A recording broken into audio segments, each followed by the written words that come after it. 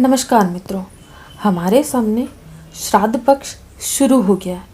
तो आज हम आप लोगों के लिए श्राद्ध पक्ष से जुड़ी कुछ विशेष जानकारियां आप लोगों के लिए लेकर आए हैं, ताकि आप लोगों को यह पता चल सके कि आपके ऊपर आपके पितरों की कृपा बनी हुई है या नहीं, या हम कोई ऐसी भूल तो नहीं करें जिससे हमारे पितर हमसे नाराज़ हैं।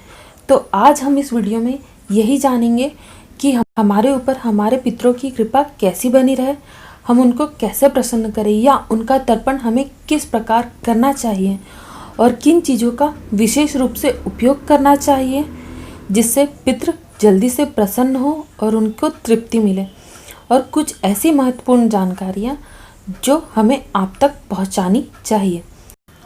तो चलिए मित्रों, एक बार फिर से आप सभी का बहुत बहुत स्वागत है हमारे चैनल माइथोलॉजी स्टोरीज़ में। हमारे साथ बने रहने के लिए बहुत बहुत धन्यवाद। पितरों के प्रति आभार जताने का महापर्व है पितृपक्ष। पूर्णिमा के दिन का श्राद्ध उनके लिए समर्पित होता है जो आज के दिन इस दुनिया से विदा हो गए। पूर्णिमा के दिन का श्राद्ध मुख्य रूप से ऋषियों को समर्पित होता है। वे पूज्य ऋषिगण जो हमारे पूर्वज रहे हैं, जिनके नाम पे हमारा गोत्र है, श्राद्ध पर्व के पहले दिन उन ऋषियों के निमित्त तर्पण और खीर चढ़ाने का महत्व है। कैसे करें पितरों का श्राद्ध? सर्वप्रथम दिवंगत व्यक्ति की तस्वीर सामने रखें। इसके पश्चात चंदन की माला और सफ़ेद चंदन का तिलक करें। इसके बाद खीर में इलायची, केसर, शक्कर, शहद आदि मिलाकर खीर बना ले और गाय के गोबर के उपले में अग्नि प्रज्वलित कर अपने पितरों को निमित्त 3 पिंड बनाकर आहुति दे। इनके लिए निकाले गए ग्रास पूजन के पश्चात गाय, कौवे और कुत्ते को ही खिलाएं। इसके बाद ब्राह्मण को भोजन अवश्य कराएं। उसके पश्चात स्वयं भी भोजन का प्रसाद ग्रहण करें। माफ़ी मांगकर करें कल्याण की कामना।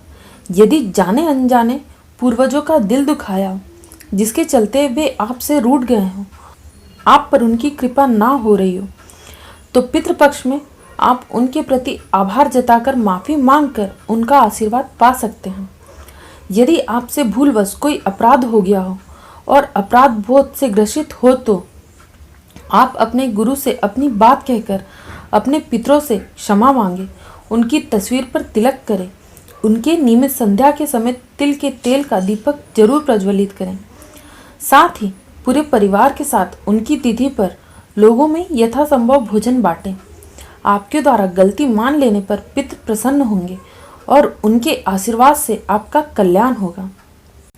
किन स्थानों पर श्राद्ध कर्म या पिंडदान करना चाहिए? पितृपक्ष में लोग धार्मिक स्थानों पर जाकर पिंडदान करते हैं। इसमें बिहार के गया का महत्वपूर्ण स्थान है।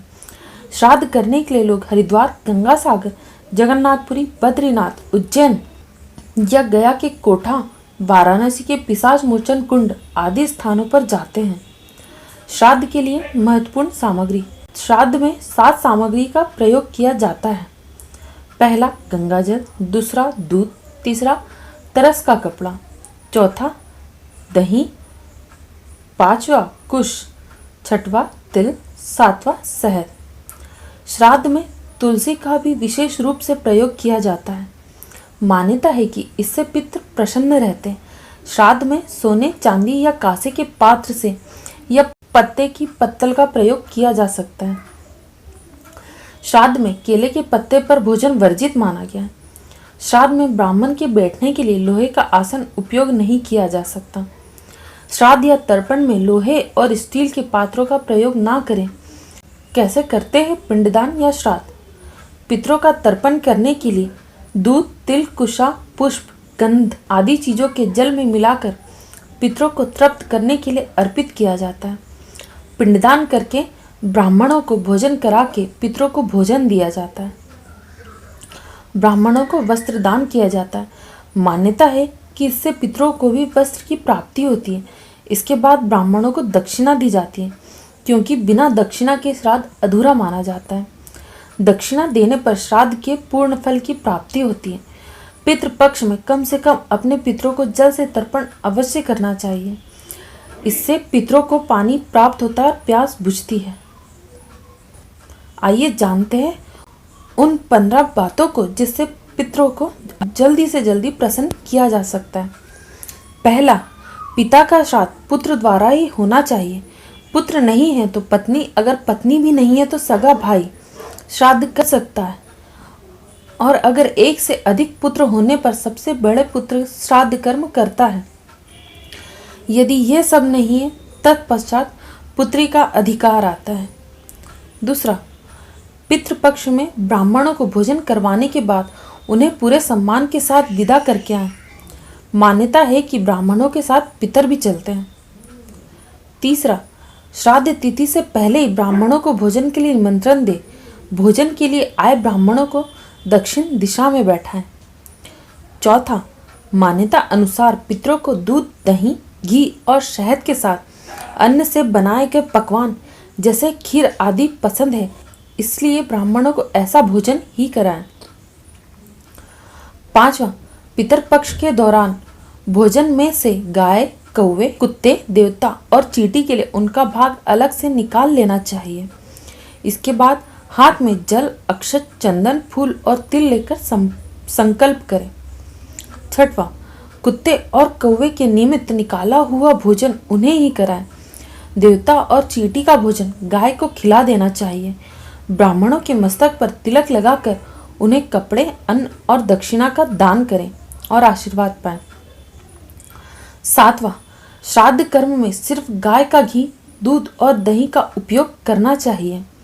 आठवां, श्राद्ध कर्म में चांदी के बर्तनों का उपयोग व दान पुण्यदायक माना गया है। 11, श्राद्ध कर्म में ब्राह्मण भोज का बहुत महत्व होता है। जो व्यक्ति बिना ब्राह्मण के श्राद्ध कर्म करते हैं उनके घर में पितर भोजन नहीं करते। 12, दूसरे की भूमि पर श्राद्ध कर्म नहीं किया जा सकता। वन, पर्वत, पुण्य तीर्थ में श्राद्ध कर्म किए जा सकते हैं। 13, शुक्ल पक्ष में रात्रि में अपने जन्मदिन पर और एक ही दिन में 2 तिथियों का योग हो तो ऐसे में कभी श्राद्ध कर्म नहीं करना चाहिए। धर्म ग्रंथों के अनुसार सायंकाल का समय सभी कार्यों के लिए निंदित है या वर्जित है। शाम के समय श्राद्ध कर्म नहीं करना चाहिए।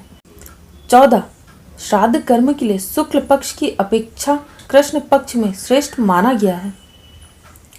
15, श्राद्ध में ये चीजें होना बहुत महत्वपूर्ण है। गंगाजल, दूध, शहद, कुश और तिल। केले के पत्ते पर भोजन श्राद्ध में नहीं कराया जाता। सोने, चांदी, कांसे के बर्तन का उपयोग उत्तम है। इनके अभाव में आप पत्तों से बनी पत्तल का भी उपयोग कर सकते हैं। तो मित्रों, ये थी हमारी आज की जानकारी, जो श्राद्ध पक्ष में पितरों को आप किस प्रकार प्रसन्न करें, उनकी कृपा आप पर किस प्रकार बनी रहे।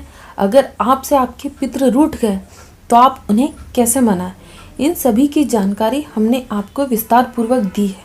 अगर आपको हमारी ये जानकारी पसंद आई है तो हमें कमेंट करके ज़रूर बताएं और हमारे चैनल माइथोलॉजी स्टोरीज़ को लाइक करना, शेयर करना और सब्सक्राइब करना ना भूलें। धन्यवाद।